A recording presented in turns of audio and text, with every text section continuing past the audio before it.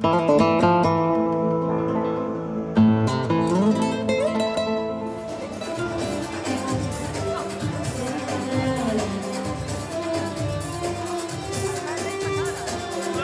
now we're back to the awards ceremony, and we're going to do the individual and national team champions.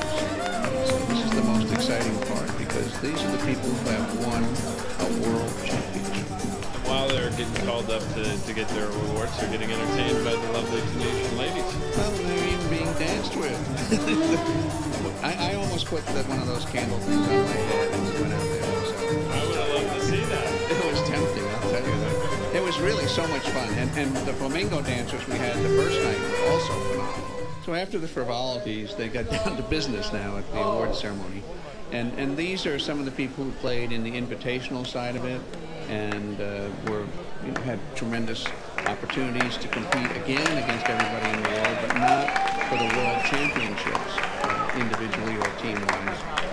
They had an invitational division for sponsors. They had an invitational division for team captains, that kind of thing. Oh, that's great. So it just opens up the door to more people to get involved with this. I think there were like 400 people there doing things. There's the princess again. 400 people were there, and everything was organized beautifully by the local groups, by the way. A lady named Kirsten, who has a company there in Marbella, she organized the buses and the activities and the things like that. We went downtown one day in Old Town Marbella and had tapas food and wine, and that was fantastic too. Nice. You got to experience some of the local culture too. I think that was important. If I had a change to make in this thing, actually, it might be that there were 4 days that could have been 3. Now here are the first place winners coming up for the individual championships. These are the guys from each of the handicap divisions. You're going to see we've got 3 youngsters, and that's the fellow from Portugal right there, Garcia. 3 youngsters and 2 guys in their maybe late 30s, early 40s. So I think that had to do with the hills. I really do. I think that it was a little bit brutal on the older gentlemen like myself. Yeah, you needed a little bit of therapy when you got home in the United States. My knees hurt for about 4 days. I mean, they were slopes. They were really steep slopes. And one day we had to stay on the cart path. And that was maybe the hilliest day of all, too. So that made it pretty tough. So this is the group of men who get to go back to their countries and say they're world champions. Exactly. So let's listen for a minute here.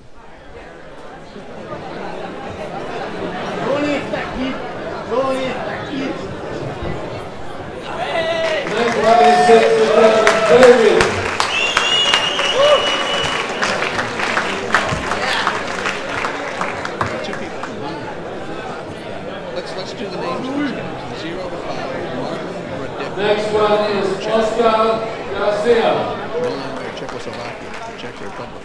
6 to 10, David Yukas from Hungary. 11 to 15, Oscar Garcia from Portugal. That's the guy waving right there with the plaid shirt. 16 to 20, Atawat Yamrung from Thailand, and that's him right there getting his trophy and shaking Sven Tumba's hand. And the 21 to 25, Dr. Bohaks Zolt, and he was also from Hungary. Hungary had only 4 players, so they had to count. The format was that in the team championships that you counted 4 out of the 5 players each day. Hungary only had 4, so they had to count everybody every day, and they still finished 3rd in the team championships. That's impressive. That's impressive. It's also nice to see the doctor having a higher handicap, which means maybe he's working a little bit saving people. And he's also very young, if you look at him. So he's not been a doctor very long, and maybe he's not a doctor at all. Maybe he's a doctor of physics or something. Or of golf. Of golf, it could be. But these guys won the world championship. I mean, what an unbelievable moment for them. Having won the national championship, I can only understand a fraction of what it feels like to win the world championship. And obviously they deserved it. They played 4 rounds of golf, and they played very well every day. Yeah, I mean, this is a situation where they can string together maybe 2 rounds and have it be fluky, but to play well 4 days in a row is definitely a challenge. On 4 different golf courses that they'd never seen before. So that's also pretty amazing. I mean, maybe the Spaniards and the Portuguese saw some of these golf courses before, but nobody else did. There were 2 practice rounds, and you could pick any 2 golf courses or any one you wanted to play in the practice rounds. But they had to play 4 courses.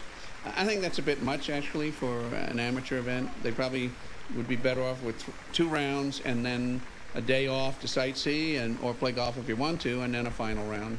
This is the Nigerian guys. They won the, look at the hat on this fellow. He takes it off now, but it's like a royal hat. It's a very ceremonial kind of headdress that he wore. And they won the sponsorship division invitational. And came in costume for it. I think they should win the uniform championship as well. Probably won the uniform championship. And you know, one of the things that happened, let's talk about some of the stuff that happened here. These 2 ladies are from the Ukraine, and they also won a division, and now you see why they sell Russian brides. I mean, look at how beautiful these women are.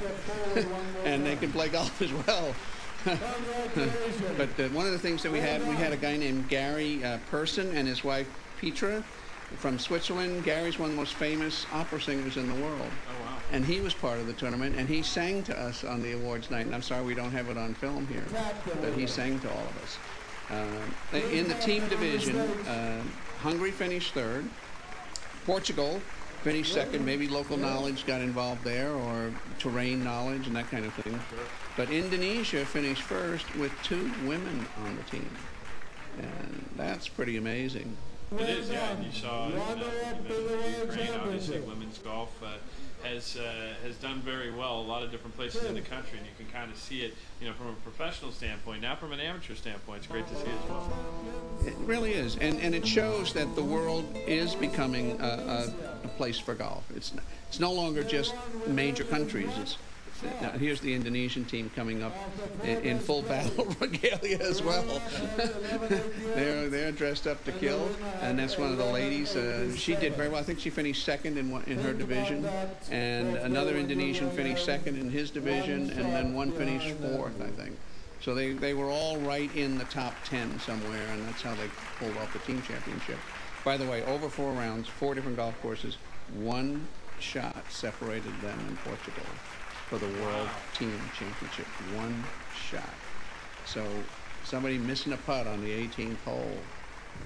Not that you want to think like that. No, but I'm sure those folks from Portugal are probably thinking about maybe a shot or 2 that they could have had, and they would have been the world champions. Well, you know, I can think about 25 shots I could have had. I could have been a world champion too. That's golf for you. That's golf. That's the beauty of golf, is that, and that's the beauty of this tournament, that it's all handicap divisions and anything can happen, and you're playing against your peers, as it were, handicap-wise.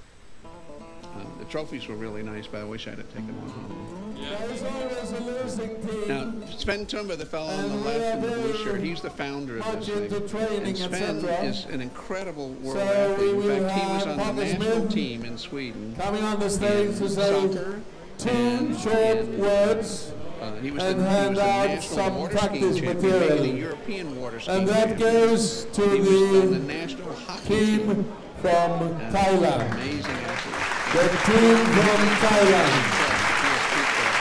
To the guys from Thailand because they didn't get their finish. I want the Thai team to come on up here. What we have is these PSP clubs that Jim Bonomo brought here this week. The new training tools that 65 of the pros are using on the tour, including Tiger Woods, visit every day. So the reason you're getting this is that you are not in 1st place, 2nd place, 3rd place, or 4th place, or 5th place. But you need this more than anyone else does. The little fellow from Thailand there on the left is the captain organizer of the Thai team. He gives me a kiss on the hand here. He's a very funny guy.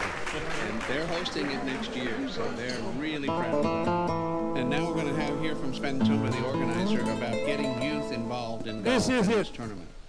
I remind you now, when you go back to your country, look after the young boys and girls and involve them in the country's national qualifying.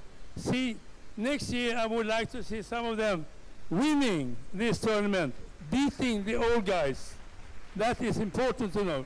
So start getting these young future of golfers.